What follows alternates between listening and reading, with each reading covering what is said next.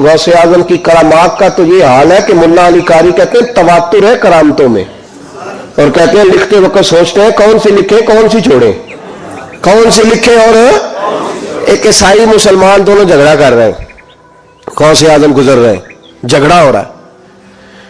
ईसाई मुसलमान से कहता है हमारे नबी ईसा अलैहिस्सलाम ने मुर्दे जिंदा किया, तुम्हारे नबी ने भी को किया तो बताओ। मुसलमान पढ़ा हुआ नहीं था, हालांकि नबी पाक ने बड़े मुर्दे जिंदा किए, पढ़ा नहीं था, बता न सका।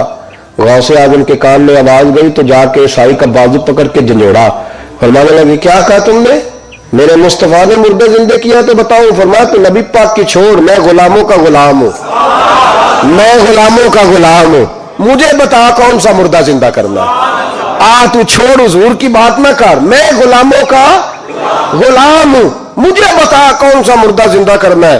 पुरानी कब्र पे ले गया, कहने लगा जी अगर ना हुआ तो। गौसे आजम फरमाने लगे जो तू कहेगा वो मैं करूंगा।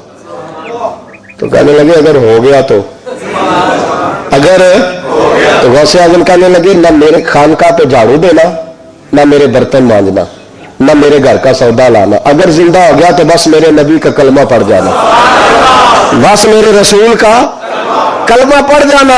अल्लाह अकबर। उसने जो सबसे पुरानी कब्र थी ना, वो कहता है ये हमारे दादा ने भी नहीं देखा था बंदा कौन है। उस कब्र पे खड़ा होकर कहने लगा इसको जिंदा करें।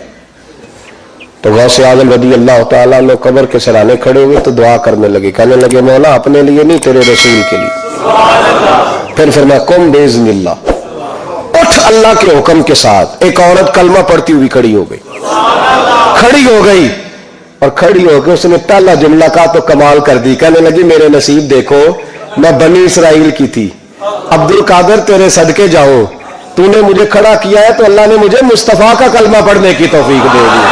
तेरे कुर्बान जाऊं अब्दुल कादर, तेरी क्या बात है।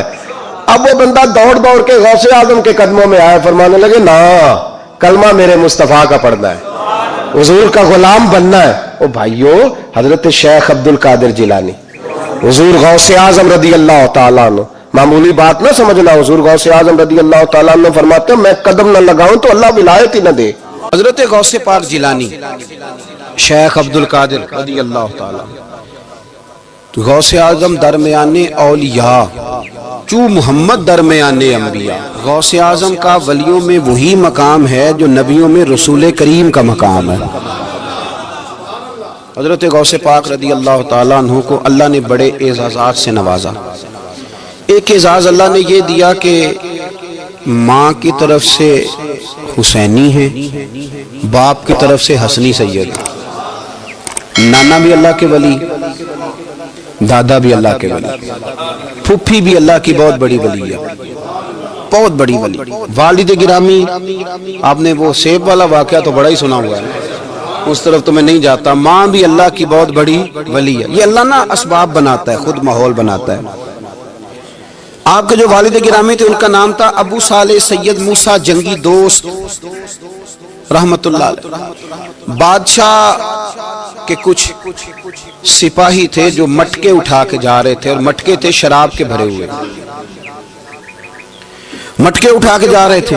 हजरत सैयद मोहम्मद मूसा जंगी दोस्त रहमतुल्लाह अलैह भी करीब से गुजरे। ये क्या है भाई, बदबू से समझ तो गए, तस्दीक के लिए पूछा क्या है। उन्होंने कहा जनाब ये बादशाह का सामान लेके जा रहे हैं। आप तो झंडे वाली गाड़ी को वैसे नहीं ना पूछ सकते, सवाल ही नहीं पैदा होता। आप चूंकि जमहूरी लोग हैं, आपने तो बस दफ्तर बनाना है, जब इलेक्शन होगा ना अपने दरवाजे के सामने सारे मोहल्ले से लड़ाई लेनी है कि वोट मेरे आंखें दें। फिर ठीक 1.5 महीने के बाद सजदा साफ भी कर जाते हैं, बंदा गलत सी मैंने पता ही नहीं लगा। तो ये पहले सोचना तो थोड़ा सा ऐसे ही बिला वजह इलेक्शन तो रोज कभी कभी आएगा, तो हमने एक जगह तो रोज रहना, एक दूसरों से झगड़े करना और माज़ अल्लाह ताला गीबतें करना, इज्जतें उछालना, ये मुसलमान का शेवा नहीं है। हजरत गौसे पाक के वालिद ने पूछा क्या लेके जा रहे हो। बादशाह का सामान है जी। हाथ में डंडा था, 3 मटके थे शराब के भरे हुए, जोर से एक एक डंडा मटकों पे मारा तो मटके उनके सरों पे टूट गए। बादशाह सलामत, हम सारे तकरीबन बादशाह सलामत होते हैं। ये किसी की जरूरत है मतलब मेरे घर के मामले में मुदाखलत करे हो, फिर बादशाह हो। लोगों ने जाके बड़ी गीबतें की, बड़ी बड़ी कहानियां सुनाई। اس نے تو توڑ دیا جی مٹکے آپ کے، نے کوئی حال نہیں چھوڑا۔ تو بادشاہ کہنے لگا بلاؤ سید موسیٰ پاک جنگی دوست رحمت اللہ علیہ کو بلا لیا۔ تو کہنے لگے بادشاہ تمہیں پتا تھا مٹکے کس کے ہیں؟ آپ فرمانے لگے پتا تھا مجھے۔ کہا کیوں توڑے؟ فرمایا اس لیے توڑے کہ مجھے تیرے اوپر رحم آ گیا تھا، تو اگر شراب پیے گا تو دوزخ میں جلے گا، مجھے رحم آیا تھا میں نے توڑ ڈالے۔ تو کہنے لگا آپ کون ہیں؟ تو آپ فرمانے لگے میں محتسب ہوں، میری حساب کتاب لینے کی ڈیوٹی ہے، محتسب ہوں، غلط آدمی کا حساب کروں گا۔ تو بادشاہ کہنے لگا کس نے ڈیوٹی لگائی آپ کی؟ فرمانے لگے میری ڈیوٹی میرے رب کریم نے لگائی ہے، میری ڈیوٹی اللہ نے لگائی۔ تأمرون بالمعروف وتنہون عن المنکر، مسلمان کے ذمے ہے اچھائی کا حکم دے گا، برائی سے روکے گا، یہ ذمہ داری ہے میری، اللہ نے ڈیوٹی لگائی ہے۔ بادشاہ پہ اتنا روب طاری ہوا کہ کہنے لگا حضور آپ کی بڑی مہربانی، آپ نے یہ کام کیا۔ کہنے لگا جناب اگر آپ اجازت دیں تو میں بھی آپ کو محتسب نہ بنا دوں، آپ میرے وزیر بن جائیں، کوئی بندہ اس طرح کا کام کرے تو اسے روکیں۔ تو آپ فرمانے لگے نہیں، تو اپنی نوکری سنبھال کے رکھ، جسے اللہ ڈیوٹی پہ لگائے اسے پھر بندوں کی ڈیوٹیاں نہیں کرنی چاہیے۔ یہ اعزاز اللہ نے انہیں دیا، یہ شان رب کریم نے عطا فرمائی۔ ان کے صاحبزادے تھے حضرت غوث پاک جیلانی رضی اللہ تعالی عنہ۔ اللہ تعالیٰ نے جب کسی شخص سے کام لینا ہوتا ہے تو اللہ اس کے لیے اسباب بھی خود ہی پیدا کر دیتا ہے۔ علامہ اقبال اپنے استاد کی بڑی قدر کرتے تھے، شمس العلماء کی۔ تو ایک دن حضرت شمس العلماء سے کہنے لگے استاد جی آپ کی مہربانی سے پڑھ گیا ہوں۔ تو فرمانے لگے پتر تیری کلاس میں تو 250 لڑکا تھا، میری مہربانی تو سب پہ تھی، پر سارے تو اقبال نہیں نہ بنے۔ فرمانے لگے تیرے اندر بھی کوئی خوبی تھی، اس کی وجہ سے اللہ نے تجھے یہ اعزاز، کوئی چیز تیرے اندر بھی۔ اللہ تعالیٰ جب کسی بندے کو نوازتا ہے نا تو بندہ بھی محنت کرتا ہے، لیکن اس کی محنت سے زیادہ اللہ کے فضل کا دخل ہوتا ہے۔ تو بندے کئی دفعہ کہنے لگ جاتے ہیں بڑی مشقت کی، بڑی محنت کی، کچھ بھی نہیں ہوتا، زیادہ اللہ کے فضل کا انحصار ہوتا ہے۔ رب جیسے چاہتا ہے ویسے فیصلے دیتا ہے۔ آپ فرماتے ہیں کہ میں چھوٹا سا تھا، والد انتقال کر گئے، والدہ تھی میری اور ہم 2 بھائی تھے۔ فرماتے ہیں بچے کھیلنے کے لیے نکلے تو میں بھی ان کے پیچھے کھیلنے نکل گیا۔ ایک بیل بچوں کے قابو آ گیا، تو بچوں کے قابو کو چیز آ جائے تو پھر وہ اس کا جو حال ہوتا ہے وہ تو ہمیں پتہ ہی، ہم سارے بچے رہ چکے ہیں۔ تو کہتے ہیں وہ بیل قابو آ گیا، کوئی اس کے کان چھیڑتا، کوئی اس کی دم چھیڑتا، کوئی اس کے سینگ چھیڑتا، کوئی کسی جگہ سے اسے تنگ کرتا۔ مختلف بچے اس کو نا دم سے پکڑ کے ہلاتے، بیل بھاگتا۔ حضور غوث پاک فرماتے میں بھی آگے بڑھا، اور میں نے جب اس کی دم پکڑ کے ہلائی تو بیل نے میری طرف منہ کیا اور کہنے لگا عبد القادر تو نانا ایسے کر، بول کے کہنے لگا تو نانا ایسے کر، تجھے رب نے ان کاموں کے لیے پیدا نہیں فرمایا۔ آپ فرماتے مجھے اتنا خوف طاری ہوا، بیل کو بولتے دیکھا تھا پہلی دفعہ، بیل کو۔ اب میرے سنی کو بھی دلیلوں کی ضرورت ہوتی ہے، دلیل نہ دیں، کسی بزرگ کی بات سنائیں تو سنی بھی تھوڑا تھوڑا دائیں بائیں دیکھتا ہے۔ یہ شور ایسا ہوا ہے نا، پراپوگنڈا ایسا ہے۔ میں حدیث پاک سنا دیتا ہوں۔ رسول کریم صلی اللہ تعالی علیہ وآلہ وسلم فرماتے ہیں ایک شخص نے بیل پہ سواری کر لی تھی۔ بیل سواری کے لیے نہیں پیدا کیا گیا، سواری کے لیے اونٹ ہیں، خچر ہیں، گھوڑے ہیں، گدھے ہیں، بیل کھیتی باڑی کے لیے۔ اس شخص نے جب بیل پہ سواری کی تو بیل پیچھے مڑ کے دیکھنے لگا اور کہنے لگا یار تو بڑا بیوقوف ہے، بول کے کہنے لگا مجھے اللہ نے سواری کے لیے نہیں پیدا کیا، میرے سے وہ کام لے جس لیے میں پیدا کیا گیا ہوں۔ تو بندہ ڈر گیا، کہنے لگا بڑی حیرانگی والی بات نہیں کہ بیل بولتا ہے، تو بیل پھر بول پڑا۔ کہنے لگا اس سے بھی زیادہ حیرانگی والی بات ہے۔ اس نے کہا وہ کیا؟ کہنے لگے مدینے میں نبی پاک آ گئے ہیں اور تو نے ابھی تک کلمہ ہی نہیں پڑھا، یہ اس سے بھی زیادہ حیرانگی والی بات ہے۔ جامع المعجزات میں حدیث موجود ہے، حضور آ گئے اور تو نے کلمہ ہی نہیں پڑھا۔ وہ شخص کہتا ہے میں سر پٹ دورا، جب آ کے سامنے کھڑا ہوا تو حضور مسکرائے، فرمایا آج آپ پڑھ لے کلمہ، مجھے پتا ہے تجھے کس نے بھیجا ہے۔ اللہ والوں کی باتیں مان لیا کریں، میں بڑی ذمہ داری سے کہتا ہوں رب کریم کے کوئی بندوں کی بات کتاب و سنت کے خلاف نہیں ہوتی، وہی تو کتاب و سنت آگے پہنچانے والے ہوتے۔ تو حضور غوث پاک فرماتے ہیں میں وہ ڈر کے گھر آیا، جب گھر پہنچا تو میرے کانوں میں آواز آ رہی تھی لبیک اللہم لبیک لبیک لا شریک لک لبیک۔ فرماتے میں چھت پہ چڑھا اور میں نے جیلان میں اپنی چھت پہ کھڑے ہو کے دیکھا تو حج کے دن تھے، میری سیدھی نظر میدان عرفات پہ گئی، لوگ میدان عرفات میں بیٹھ کے لبیک لبیک پڑھ رہے تھے۔ پہلے میں وہاں سے ڈر کے آیا، پھر چھت سے ڈر کے نیچے اترا، ماں کو ساری بات بتائی۔ تو کہتی میری ماں کہنے لگی بیٹے جب تو پیدا ہونے والا تھا تو مجھے بڑی بشارتیں ملتی. فرماتے ہیں ماں نے نا کھولا بکسا صندوق تو 80 دینار نکالے. فرمایا پتر تم 2 بھائی ہو اور تمہارا باپ کل جاگیر 80 دینار چھوڑ گیا. 80 40 تمہارے 40 تمہارے بھائی کے. فرمایا بیٹا ایک بات کا خیال رکھنا میں عورت ہوں تمہارا باپ کوئی نہیں بھائی چھوٹا ہے میں پیچھے نہیں آ سکتا. یہ 40 دینار لے جا اور جا بغداد چلا جا کے تعلیم حاصل کر. بیٹے میں پہنچ نہیں سکتی خیال رکھنا. غوث پاک فرماتے ہیں 12 سال میں نے تعلیم حاصل کی یارو میں نے پتے بھی کھائے اور خود آپ کا فرمان موجود ہے. فرماتے ہیں ایسی سختیاں بھی دیکھیں کہ پتھروں اور پہاڑوں پہ گزرتی تو شاید پگھل جاتے لیکن میں نے اپنے نبی کا دین پڑھا. اب تو پیر کے گھر میں جو پیدا ہوتا ہے وہ علم لدنی والا ہوتا ہے. میں تو صاحب دے پتر ہے او خدا کے بندے صبر کر.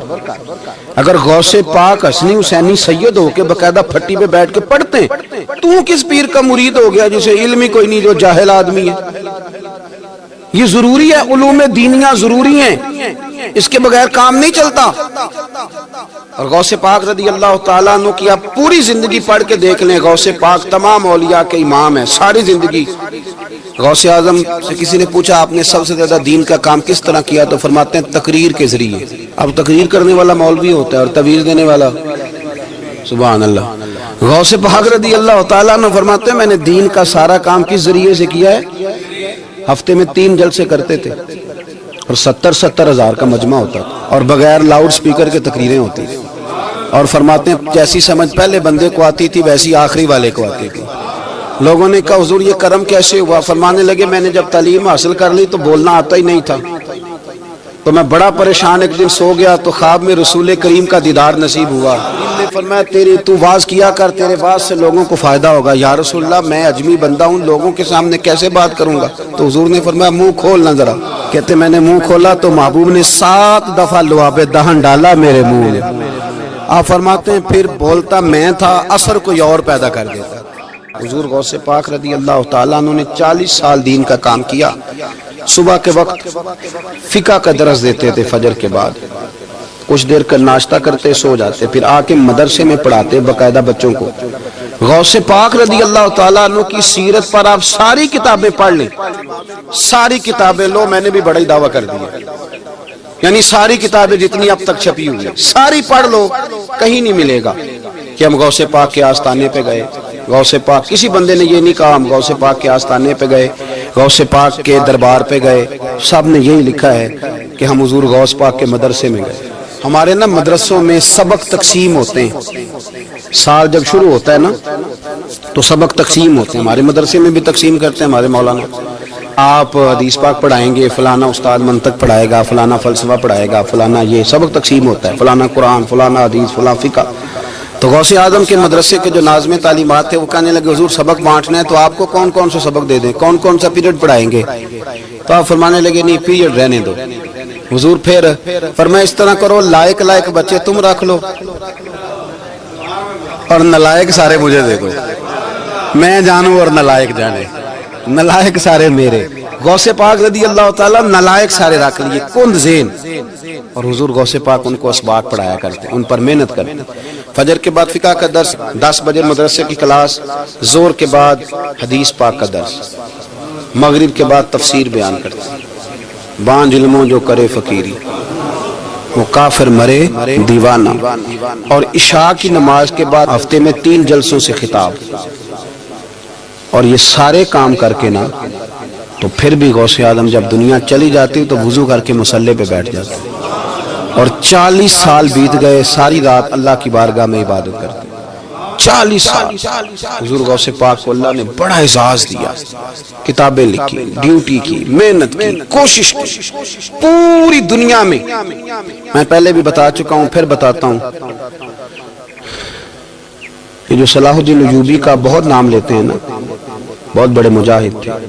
صلاح الدین ایوبی کے ساتھ 70,000 کی فوج تھی. سارے کے سارے غوث پاک کے مرید تھے. صلاح الدین ایوبی نے حضور غوث پاک کی زیارت نہیں کی پر تعلیم غوث پاک کے مدرسے میں حاصل کی. اس کو بڑا شوق ہو نا کتابیں دیکھنے کا وہ میرے پاس آئے میں دکھاؤں گا انشاءاللہ تعالی. صلاح الدین ایوبی حضور غوث پاک کے مدرسے کا طالب علم ہے. یہ آپ کے ملک میں 2-3 دن سے رٹا چل رہا ہے وکیلوں کا، ڈاکٹروں کا، کل سے یونیورسٹی کا بھی چل گیا ہے. یہ لڑائی کسی مولوی 2 گروپوں میں ہوئی ہوتی نا، چلو نام بولو، میں نے پتہ ہے اگلی گل دے، کسی مولویوں کے 2 مدرسوں میں ہوتی نا تو جو طوفان اٹھنا تھا نا ہر چوک میں، مولوی لڑاندے بڑا یہ بڑی. میں نے دعوت دی تھی پرسوں، میں نے کہا جب وکیل مکمل تعلیم کر لینا اسے 2 سال مدرسے میں لاؤ، ہم اسے سکھائیں گے اٹھنا کیسے ہے، بیٹھنا کیسے ہے. ان کو لاؤ، اس لیے کہ ہم اپنی بات نہیں بتائیں گے، ہم بتائیں گے محمد عربی کی باتیں صلی اللہ علیہ. مہربانی کرو، مجھے کوئی شکوہ نہیں ان سے کوئی کسی قسم کا، اس لیے کہ ہمارے ملک میں نا احتجاج کا کلچر پروموٹ کیا گیا، ہم نے یہ ماحول بنا کے دیا ہے سڑک بلاک کرنے کا. یہ ہمارے قریب ایک گاؤں ہے تو روز ڈکیتیاں ہوتی تھی، بچہ بھی قتل، پولیس والے سنتے ہی نہیں تھے، ان بیچاروں نے روڈ بلاک کیا تو سب صحیح ہو گیا، اسی وقت سارا کچھ ہو گیا. اب پہرے داری بھی لگتی ہے، اب چوکیاں بھی قائم ہو گئی، سب کچھ ہو رہا ہے. مزاج بنا دیا ہم نے، یہ عدم برداشت ہے، یہ کلچر خطرناک ہے، یہ کلچر تباہ کرے. وکیل کوئی غیر نہیں، ہمارے اپنے بھائی ہیں. کون ہے وہ؟ ڈاکٹر کون ہے؟ ہمارے اپنے. یہ جو بچے یونیورسٹی میں لڑے کون ہے؟ ہمارے اپنے. ہم ان کو کاٹ کے نہیں پھینک سکتے، یہ کوئی دوسرے لوگ نہیں، سب کو ضرورت ہے ایک دوسرے کی. لیکن خدا را مہربانی کرو، معاشرے میں برداشت کا کلچر پیدا کرو، سکون کا کلچر پیدا کرو، سہنا سیکھو. سنو ایک بات کرتا ہوں، اللہ کرے کہ میں سمجھا سکوں. سارے فیصلے خود نہ کرو. اگر تمہیں نظر آئے نا کہ آپ کے ساتھ کہیں ناانصافی بھی ہو رہی ہے تو ساری عدالتیں دنیا میں نہیں لگنی، ایک قیامت میں بھی لگنی ہے. ہاں امام حسن کو زہر دے دیا گیا تو امام حسین کہنے لگے بھائی بتاؤ کس نے دیا ہے؟ فرمایا حسین اگر وہ نہیں جس پر مجھے شک ہے تو میں کسی آدمی کا بلا وجہ تمہیں نام کیوں بتا دوں؟ کہا پھر بھائی آپ اشارہ تو نہیں بتا دے.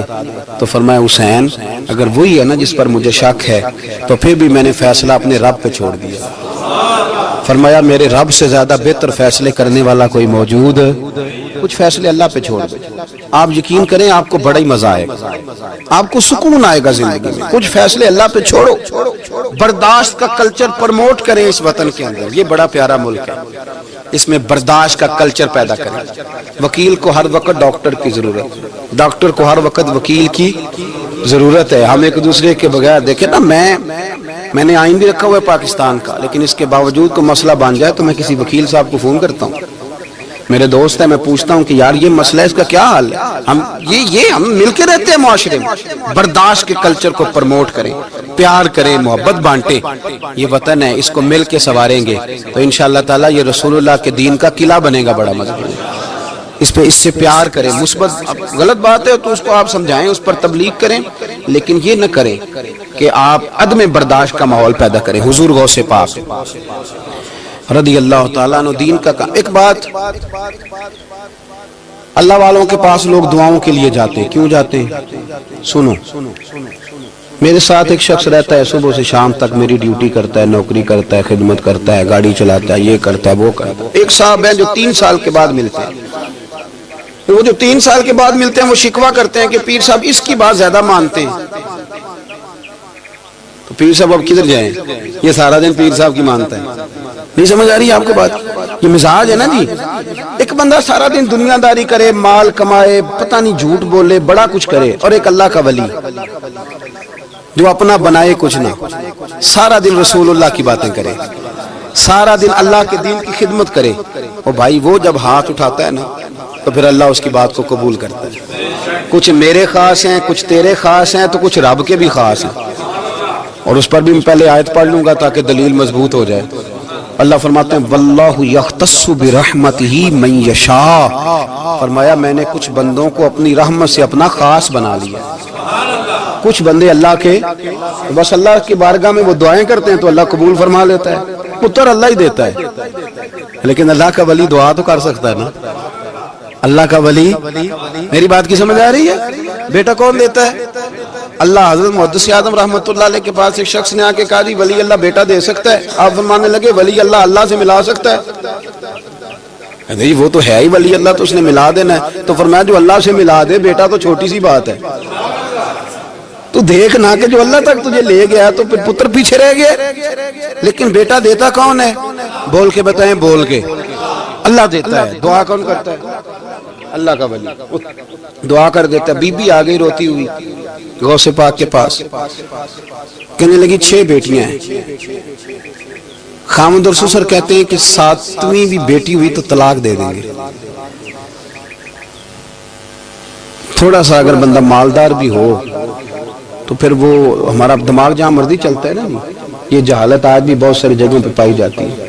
تہذیب سکھاتی ہے جینے کا سلیقہ, تعلیم سے جاہل کی جہالت نہیں جاتی.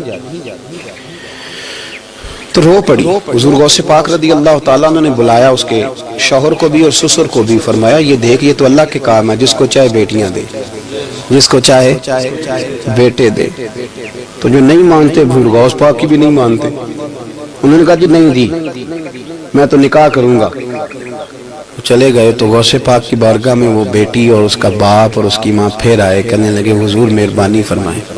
پھر اللہ کے ولیوں کے پاس ایک قوت ہوتی ہے جس کا نام مصلی ہے. مصلی بہت بڑی طاقت, بہت بڑی. حضور نے فرمایا دعا صلاح المومن, فرمایا دعا مومن کا ہتھیار ہے. یہ مومن جب ہاتھ اٹھاتا ہے تو پھر عرش کا مالک دروازے کھول دیتا ہے کرم کے.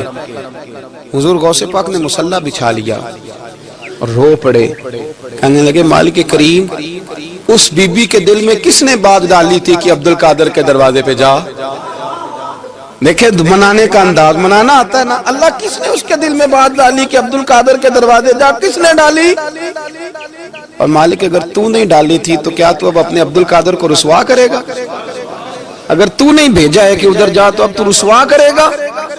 حضور غوث پاک رضی اللہ تعالیٰ نے دعا مانگ کے چہرے پہ ہاتھ پھیرے, بچی کے سر پہ ہاتھ رکھا, فرمانے لگے پتر جا, مجھے امید ہے اللہ نے 6 بیٹیاں دی ہیں تو 7 بیٹے بھی عطا فرمائے گا. تو بی بی کہتی ہے پھر رب نے فضل فرمایا اور 7 ہی بیٹے عطا فرمائے. پھر 7 ہی بیٹے رب کریم نے دیے. تو جو اللہ کی مان تھا پھر اللہ بھی اس کی. تو اس میں اختلاف کی کیا بات ہے؟ یہ سادی سی بات ہے. ایک بغداد کا سوداگر تھا, بڑا مالدار تھا. ایک دن اس نے بغداد کے سارے علماء اور مشائخ کی دعوت پکائی تو غوث پاک کے پاس بھی آیا, کہنے لگا حضور شام کا کھانا ہے. آپ نے اس کا چہرہ دیکھا تو وہ رو پڑا, کہنے لگا بغداد کے پیر انکار نہ کرنا. آپ نے فرمایا تو جا میں آؤں گا. شاگرد مرید کہنے لگے حضرت جی آپ بڑی مشغولیت تھی شام کو. فرمایا اتنا بڑا آدمی جب رو پڑتا ہے تو لگتا ہے بڑا مجبور ہے, چلیں گے. شام کو جب اس کے دروازے پہ گئے تو کھانا بھی اس نے چنا تو ساتھ اس نے ایک ٹوکرا ایک صندوق بھی لا کے رکھا, اوپر سے خالی. جب غوث پاک نے اٹھ کے دیکھا تو اندر اس سوداگر کا بیٹا, اس تاجر کا بیٹا, دونوں ٹانگوں سے معذور, دونوں ہاتھوں سے معذور, ایک ہی بیٹا اپاہج ہے. وہ تاجر رو پڑا, کہنے لگا حضور بڑی دنیا جانتی ہے, بڑا مال ہے, پر جب تنہا بیٹھتا ہوں تو کھول کے روتا ہوں. وہ بے نیاز ہے نا, ساری زندگی کے بعد ایک بیٹا دیا تو وہ بھی اپاہج ہے. حضور بال سفید ہو گئے. لوگوں کی اولاد بڑھاپے کا سہارا بنتی ہے. میں بوڑھے وقت میں اس کو اٹھا کے پیشاب پخانے کے لیے لے کے جاتا ہوں. بغداد کے عبد القادر سنا ہے جب تو دعا مانگتا ہے تو رب قبول فرما لیتا ہے. تو مہربانی فرما, اگر میرا پتر ٹھیک ہو جائے, میرا زور کوئی نہیں, مالک بے نیاز ہی بڑا ہے, اگر مہربانی ہو جائے. تو غوث پاک نے پھر مصلی بچھایا. مصلی بچھا کے کہنے لگے مالک تو اپنے بندوں کے دل میری طرف کیوں موڑتا ہے, اور اگر موڑتا ہے تو پھر رحمت کی نظر فرما, بندہ نوازی فرما. ایک باپ اتنے رو رو کے آنسو بہا رہا ہے تو کرم نوازی فرما. حضور غوث پاک نے ابھی چہرے پر ہاتھ نہیں پھیرے کہ بچہ اللہ اکبر کہتا ہوا صندوق سے باہر نکل آیا. اللہ تبارک و تعالیٰ نے نا ہمارے محبوب کریم علیہ السلام کو دنیا میں بھیجا تو فرمایا یا ایھا الناس قد جاءکم برہان من ربکم, اے لوگوں تمہارے پاس تمہارے رب کی دلیل آ گئی. اللہ تبارک و تعالیٰ نے محبوب پاک علیہ السلام کو سراپا دلیل بنا کے بھیجا. باقی انبیاء کرام علیہم السلام کے پاس بھی اپنی نبوت کے دلائل کے طور پر بے شمار معجزات تھے, اور حضور کریم علیہ السلام کے تو پورے وجود کو ہی اللہ نے معجزہ بنائے. اور نبی پاک صلی اللہ تعالیٰ علیہ وآلہ وسلم کی نبوت کی دلیلیں हुजूर के रिसालत के मुस्तहकम दलाइल जगह जगह आपको मिलेंगे। सबसे पहली चीज तो ये समझने वाली है कि नबी पाक अलैहिस्सलाम ने जिस चीज को सबसे पहले अपनी नबुव्वत की दलील के तौर पर बयान फरमाया वो हुजूर का किरदार है, सीरत है, अमल है, हुजूर का लोगों के साथ रवैया है। नबी पाक अलैहिस्सलाम की तबलीग के 3 दौर हैं। एक तो हुजूर ने अपने कौल से तबलीग फरमाई, वो 40 साल की उम्र से महबूब ने ऐलान फरमाया और तबलीग की। और एक नबी पाक सल्लल्लाहु ताला अलैहि वसल्लम बिलवास्ता हुजूर की तबलीग है जो आज तक जारी है। उम्मत के उलमा, मशाइख, मुबल्लिगीन हुजूर के दीन को आगे फैला रहे हैं। तो दरअसल ये भी तबलीग रसूल पाक अलैहिस्सलाम ही की तबलीग। और एक हुजूर की तबलीग का दौर है हुजूर की पैदाइश से लेकर विलादत मुबारका से लेकर हुजूर अलैहिस्सलाम के ऐलान नबुव्वत तक।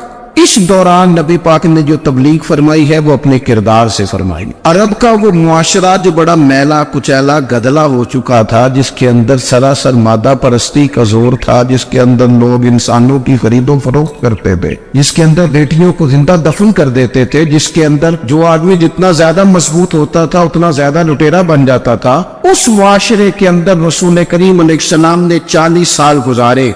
और इस तरह गुजारे कि जो बेगाने भी थे वो भी कहा करते थे ये सादिक है, ये अमीन है। और जब हुजूर ने ऐलान नबुव्वत किया तो फरमाया, ये कुरान मजीद के लफ्ज है, फरमाया फ़क़द लबिस्तु फ़ीकुम उमरम मिन क़ब्लिही अफ़ला ताक़िलून, मैं तुम्हारे बीच उम्र का एक हिस्सा गुजार चुका हूं, तुम्हें अकल नहीं है, शौर नहीं है। नबी करीम अलैहिस्सलाम ने अपने किरदार को, अपने अमल को अपनी नबुव्वत की दलील के तौर पर बयान फरमाया। वो तो हजरत हलीमा भी फरमाती है ना, जब नबी करीम अलैहिस्सलाम को अपने घर ले गई तो मेरा अपना बच्चा भी दूध पीता था, 2 मेरे बेटे हो गए, एक मेरी ये नस्ली औलाद और हुजूर मेरी रजाई औलाद। तो कहती है जब मैं करीम महबूब अलैहिस्सलाम को अपने सीने से लगाती थी तो हुजूर मेरे एक पिस्तान से दूध पीते थे और दूसरा अपने भाई के लिए छोड़ दिया करते थे। यहाँ से रसूल करीम अलैहिस्सलाम ने किरदार के जरिए तबलीग और फिर ऐलान नबुव्वत से पहले एक तंजीम अरब के जवानों पर, अरब के सरदारों पर मुश्तमिल बनाई गई, जिसमें नबी करीम अलैहिस्सलाम ने बड़ा हिस्सा लिया सरकार ने, और बड़े अहम लोगों को शऊर हुजूर ने अता फरमाए। वो उस जमात का फैसला था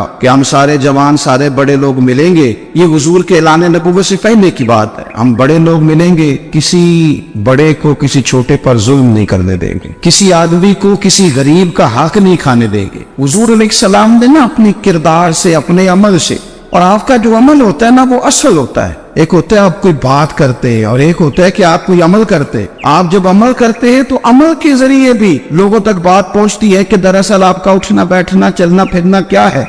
मेरे रसूल करीम अलैहिस्सलाम का उठना भी एक नबी का, बैठना भी एक नबी का, बात करना भी एक नबी का, मामलाते जिंदगी करना भी एक नबी का, लेन देन करना भी एक नबी का। एक शख्स कहते हैं मैंने ऐलान नबुव्वत से पहले हुजूर अलैहिस्सलाम से कोई चीज खरीदी थी और मैंने अर्ज किया तो आप यहाँ तशरीफ रखे, मैं पैसे लेके आता हूँ। मैं 3 दिन के बाद आया। देखो ये बात करनी कितनी आसान है, बोलनी कितनी आसान है, पर 3 दिन यहाँ मेरे भाई को, किसी शख्स को 2 घंटे इंतजार करना पड़ जाए तो लोग कहते हैं अल इंतजार व शद्दु मिनल कत्ल, ये तो कत्ल से ज्यादा तकलीफ वाला मामला है, मुंतजिर रहना किसी का।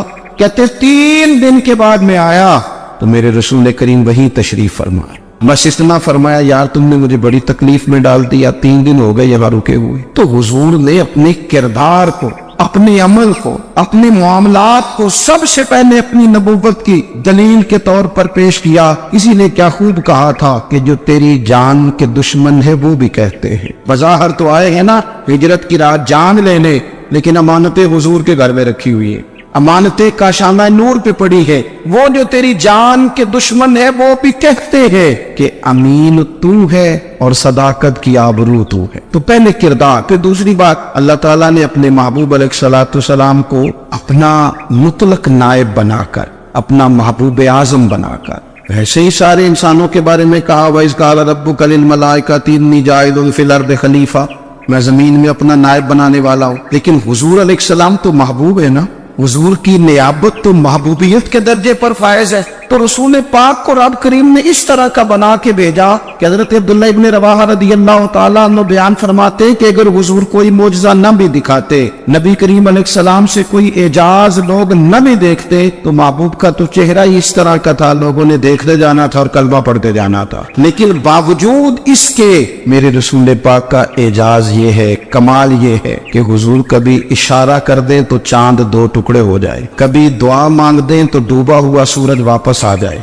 कभी महबूब गुजरने लगे तो पत्थर आप पर सलाम पड़े, कभी हुजूर पहाड़ पर चढ़ जाए तो पहाड़ वज्द में आकर झूमने लगे, महबूब का कभी नमाज पढ़ाते इरादा बन जाए तो अल्लाह ताला किबले का रुख ही तब्दील फरमा दे। क्या खूबसूरत सोच है और क्या नजरिया देते हैं बरेली के इमाम। फरमाते इजाबत का जोड़ा इनायत का सेहरा दुल्हन बन के निकली दुआए मोहम्मद, और इजाबत में झुक कर गले से लगाया, बड़ी नाद से जब दुआए मोहम्मद। देखो खुदा की रजा चाहते हैं, दो आलम खुदा चाहता है रजाए मोहम्मद सल्लल्लाहु ताला अलैहि वसल्लम। और एक मकाम पे फरमाते हैं नाइबे दस्ते कुदरत पे लाखों सलाम, नाइबे दस्ते कुदरत पे लाखों सलाम। तो अल्लाह ताला ने नबी पाक सल्लल्लाहु ताला अलैहि वसल्लम को जो एजाज। फिर एक और बात, हुजूर उम्मी है, दुनिया में आकर महबूब ने किसी से पढ़ा ही नहीं। मेरे महबूब ने जितना पढ़ा है रब करीम से ही पढ़ा है। अर्रहमान वल्लमल कुरान खलकल इंसान, रहमान ने कुरान सिखाया फिर इंसान बनाया।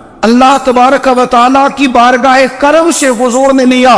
रसूल करीम उम्मी है, ये भी हुजूर की नबुव्वत पर एक बड़ी दलील। देखो एक होता है कोई आदमी बचपन से किसी चीज से शगफ रखे और जब उसकी उम्र बड़ी हो जाए तो कहते हैं इसका तजर्बा बड़ा हो गया। ये पहले कुछ शेर कहता था, कोई अदबी जुमला कहता था, तो अब इसकी ये काम करते करते उम्र बड़ी हो गई है तो रसूख हासिल हो गया। 40 साल की उम्र मुबारक तक नबी करीम ने एक शेर भी नहीं कहा। हुजूर अलैहिस्सलातु सलाम ने कभी कोई ऐसी बात, वैसे तो हुजूर की हर बात हिकमत वाली, लेकिन जिसको अरब के लोग अपने लहजे में शायरी या अपने लहजे में अदब कहते थे वो हुजूर ने बयान नहीं फरमाया। लेकिन जब 40 साल की उम्र में ऐलान नबुव्वत किया तो फिर बड़े बड़े फसीह बली, बड़े बड़े सियाने तुफैल बिन अमर कहते हैं कि उस शख्स को भी मैंने देखा जिसे बड़ा नाज था अपनी फसाहत और बलागत पर, और जब वो हुजूर के पास आया और उसने आके कुछ बातें की तो महबूब खामोशी से सुनते रहे, और जब वो चुप कर गया तो मेरे करीम ने सिर्फ सूरह फातिहा पढ़ी। कभी उठता था, कभी बैठता था, कभी गौर करता था, कभी दाएं जाता था, कभी बाएं जाता था। फिर कहने लगा बताओ ना कलाम किसका है। फरमाया उस रब का,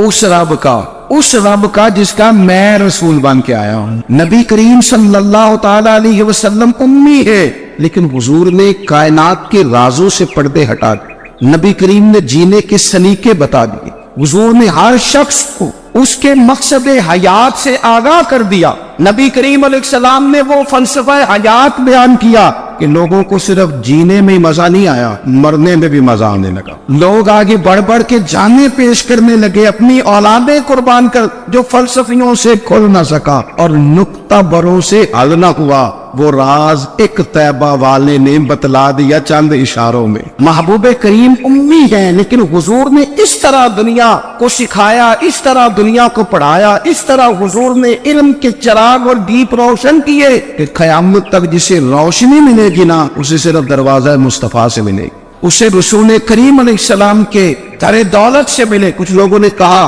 कि अपने पास से आयात बना के लाते, अपने घर में बैठ के दावे कर लेना तो कोई मुश्किल काम नहीं ना होता, सारे लोग ही कर लेते। बल्कि वो हमारे एक बुजुर्ग कहा करते थे ख्याली पुलाव पकाइए कि वो कदे भी काट ना पाइए, क्योंकि कौन सा पैसों का डालना है, ज्यादा डाले हम और ज्यादा डाले। बहुत सारे लोग हैं आज भी, कुछ लिबरल है बेचारे, कुछ दीन बेजार तबका है, तो वो कहते हैं जनाब हमें तो जदीद बातें बताएं, हमें तो नए उसलूब के मुताबिक लेके चले, हमें तो ओ भाई सुन, मेरे नबी पाक अलैहिस्सलाम ने फरमाया मेरा कुरान कभी पुराना नहीं हो, इसे पढ़ के देख, इसकी जिद्दत का हुस्न देख, ये तो खिला हुआ बाग है। तो एक दफा इसके करीब आएगा तो खुशबू मिलेगी, दूसरी दफा आएगा तो उससे ज्यादा ताजी मिलेगी। एक दफा फल खाएगा तो मजेदार होगा, दूसरा खाएगा हो सकता है शक्ल मिलती जुलती हो लेकिन जायका बड़ा निराला होगा। तो आ तो सही ना। जब कुछ लोगों ने कहा ये खुद से बना के आयात लाते हैं तो फरमाया भाई कुन तुम फी रही दिन मिम्मा नज़्ज़लना अला अब्दिना फातू बिसूरत, अगर तुम्हें कोई शक है इसमें जो हमने अपने बंदा खास में नाजिल किया है तो तुम भी इस जैसी एक आयत बना के लाओ।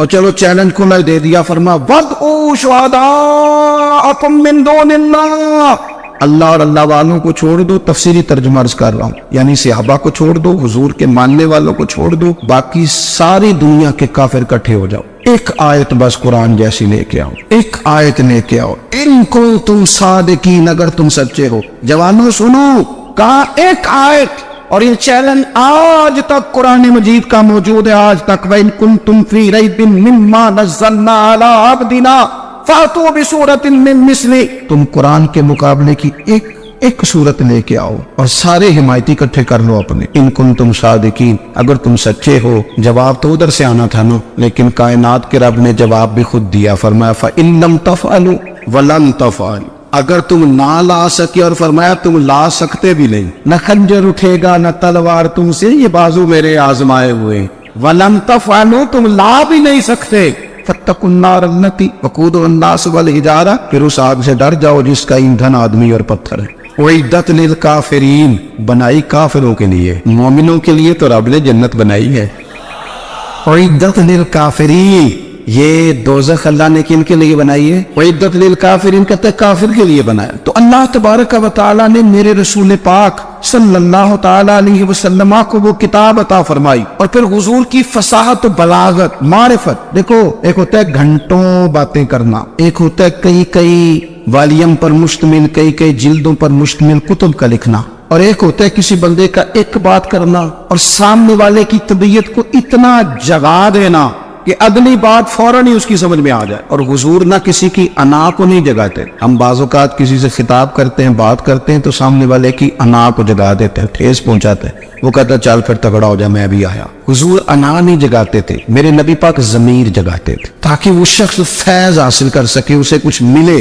نبی کریم کا جو انداز تکلم ہے وہ اس طرح کا ہوتا تھا کہ انسان خود بخود کھل اٹھتا تھا کہ مطلب یہ بات ہونے کیا لگی ہے، مطلب حضور کیا فرمانے لگے۔ نبی کریم صلی اللہ تعالی علیہ وسلم، ایک دن محبوب کریم نے صحابہ کے دیے حضور کی فصاحت و بلاغت دیکھے، فرمایا محبوب نے کتنا نادان ہے وہ شخص جو اپنے ماں باپ کو گالی دے۔ کھلی ہو گئی لوگوں کی آنکھیں، کان کھڑے ہو گئے کہ یا رسول اللہ کون ایسا بدبخت ہے جو ماں باپ کو گالی دے گا۔ اب جب سوالات ذہنی سطح پر پوری طور پر ابھر گئے نا، تو اب رسول کریم نے بات سمجھائی، یہ ہے فصاحت و بلاغت، تیرے آگے ہے یوں دبے نچے۔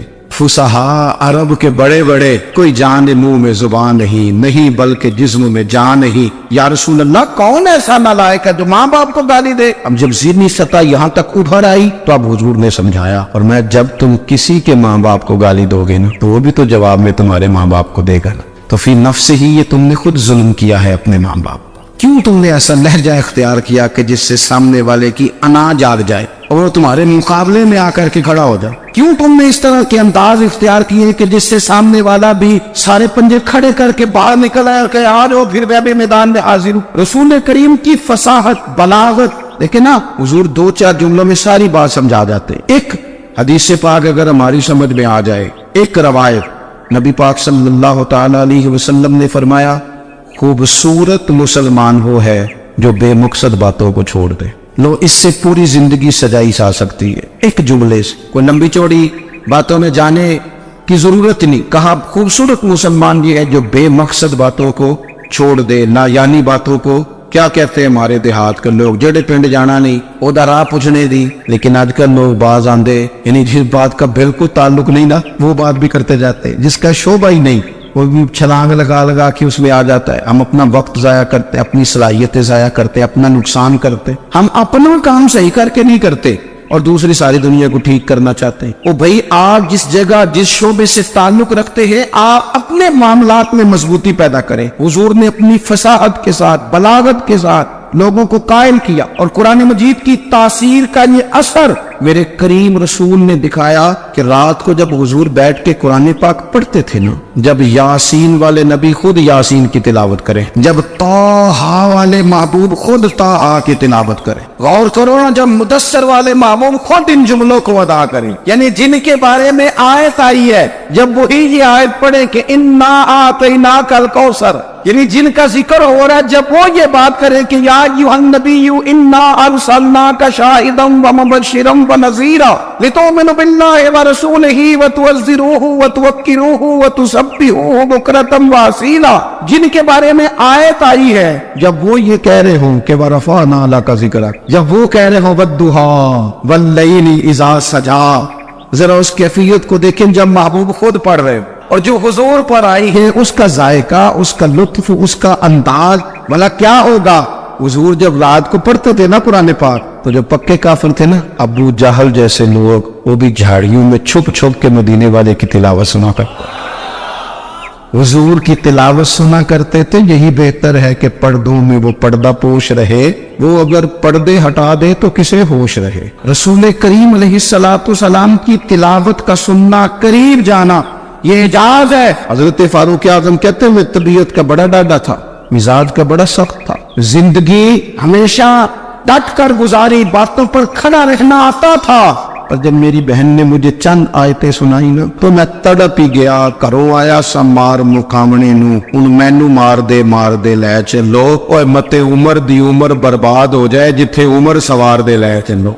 ये एजाज है रसूल करीम सल्लल्लाहु ताला अलैहि वसल्लम पर नाजिल होने वाली किताब का। फिर हुजूर ने खबरें दी, नबी पाक ने खबरें दी।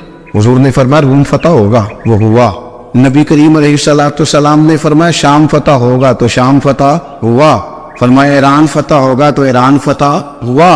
सुराका बिन मालिक कहते एक गांवों पर भी मुसलमानों की हुकूमत नहीं थी, एक गांव पर हुजूर मक्का मुकर्रमा से निकल रहे थे, मदीना तैयबा तशरीफ ले जा रहे थे, अभी रास्ते में थे। मैं 100 सुर्ख ऊंटों के लालच में माज़अल्लाह हुजूर को गिरफ्तार करने पहुंच गया।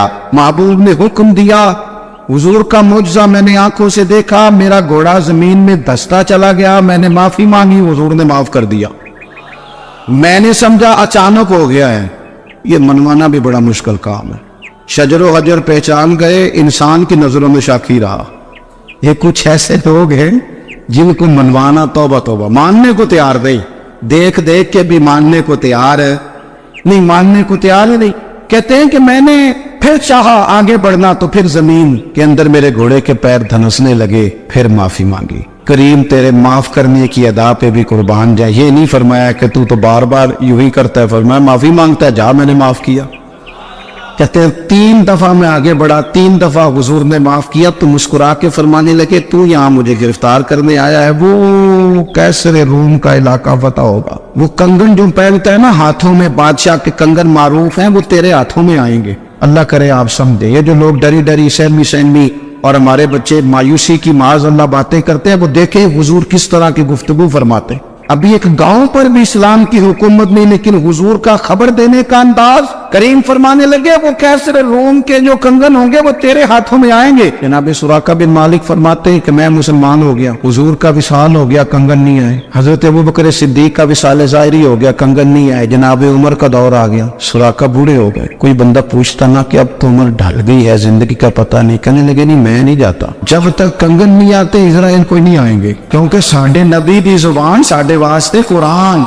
जो दिन को कह दिया दिन है तो दिन निकल आया, जो शब को कह दिया शब है तो रात हो के रही, और खुदा ने उनकी जुबान को वो इख्तियार दिया, जो निकली मुंह से उनके वो बात हो के रही। फाजिल बरेलवी का तो अंदाज ही फिर अनोखा है ना। वो तो कहते हैं वो जुबान जिसको सब कुन की कुंजी कहे, जिसको सब कुन की कुंजी कहे, उसकी नाफिज हुकूमत पे लाखों सलाम। कहने लगे नहीं आते हजरत इजराइल, फिक्र न करो, बूढ़े हो गए थे, निकलना घर से बंद कर दिया था, हजरत उमर का दौर था, कंगन आ गए। हजरत फारूक आजम ने उनके पोतों से, नवासों से, बच्चों से कहा जाओ बुला के लाओ, का दादा जान बूढ़े हैं, फिर मैं तुम कान में कह देना कंगन आ गए, फिर तुम देखना तो सही। फिर हजरत सुराका आए, हुजूर ने जो खबरें दी, नबी पाक अलैहिस्सलाम ने जो गुज़श्ता कौमों के अहवाल बयान किए, और फिर मेरे नबी पाक अलैहिस्सलाम ना दुनिया में इज्जतें देने आए। ये मिजाज हमें कम करना चाहिए। ये जो हम सारी जिंदगी इस काम में लगा देते ना, किसी को नीचा कैसे दिखाना है, ये अंदाज हुजूर ने नहीं हमें दिया। आप देखो हुजूर तशरीफ लाए तो हमें पता चला कि हजरत यूसुफ जैसा सोना कोई नहीं। हुजूर तशरीफ लाए तो हमें पता चला कि हजरत दाऊद जैसी खूबसूरत आवाज किसी की नहीं।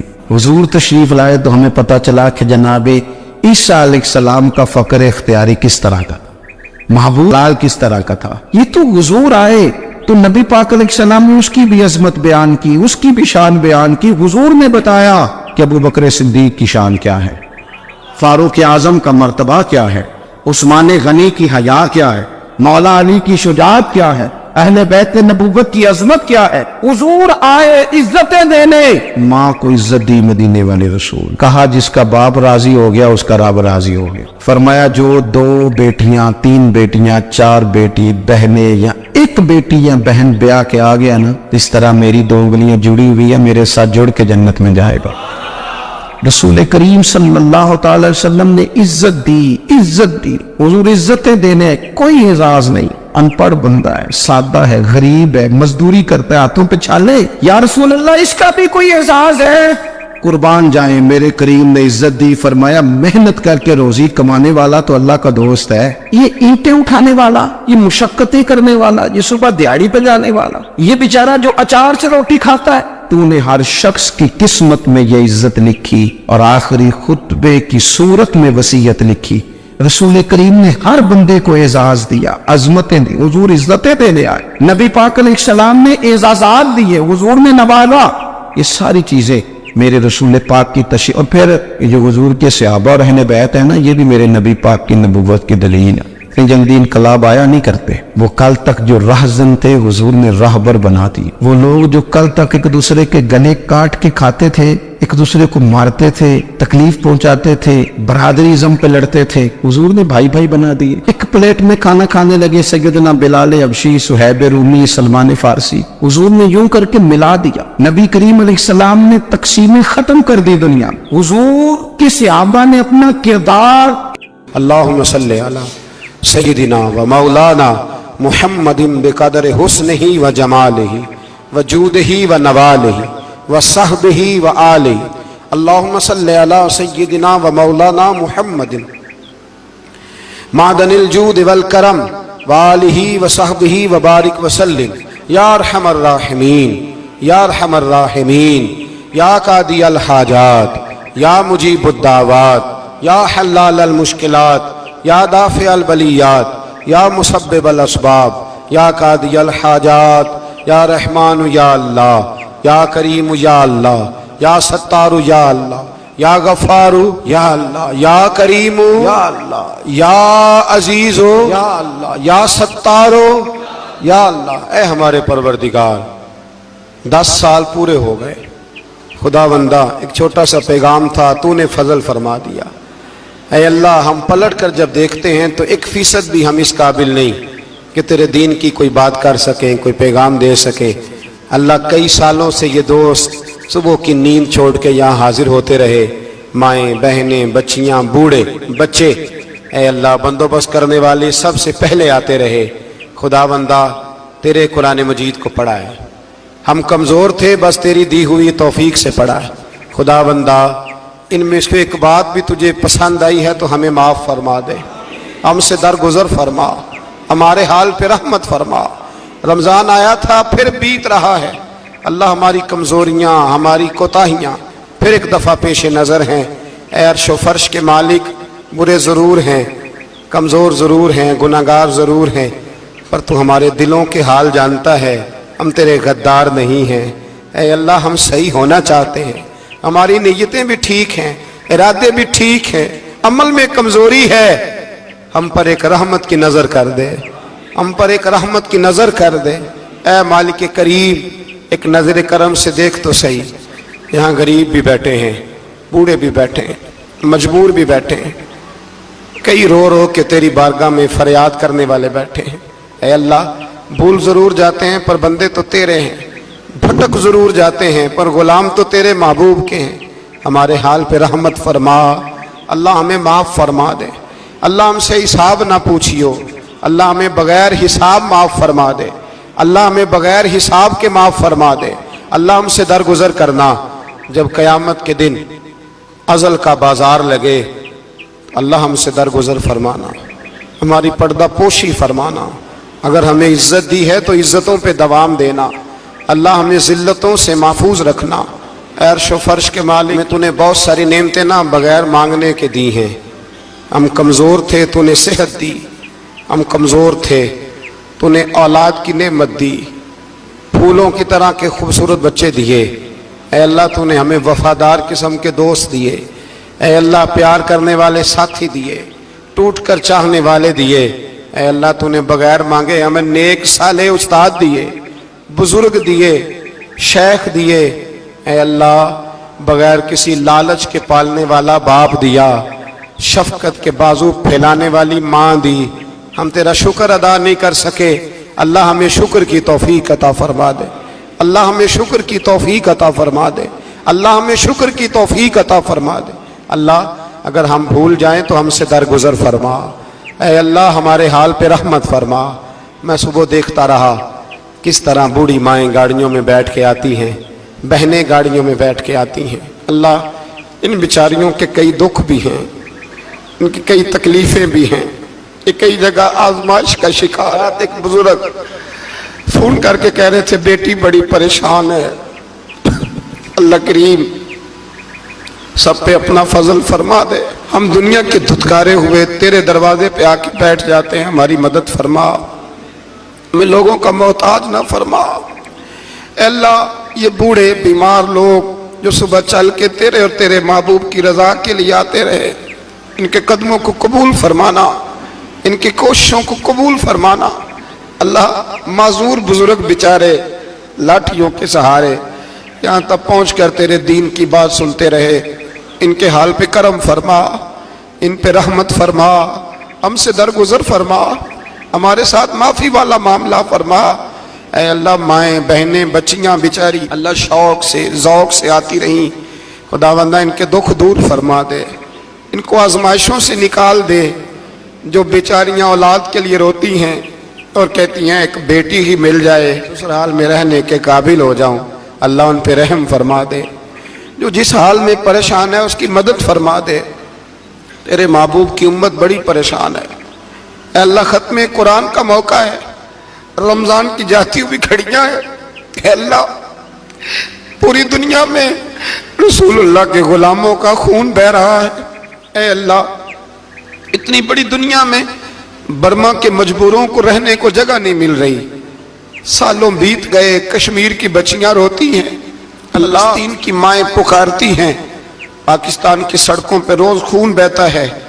ہم نے بڑی بڑی کوشش کر کے بڑے بڑے لوگوں کے وعدوں پہ اعتبار کیا، اے اللہ اب تو ہماری مدد فرما، ہماری مدد فرما، غریبوں کی مدد فرما، یتیموں کی مدد فرما۔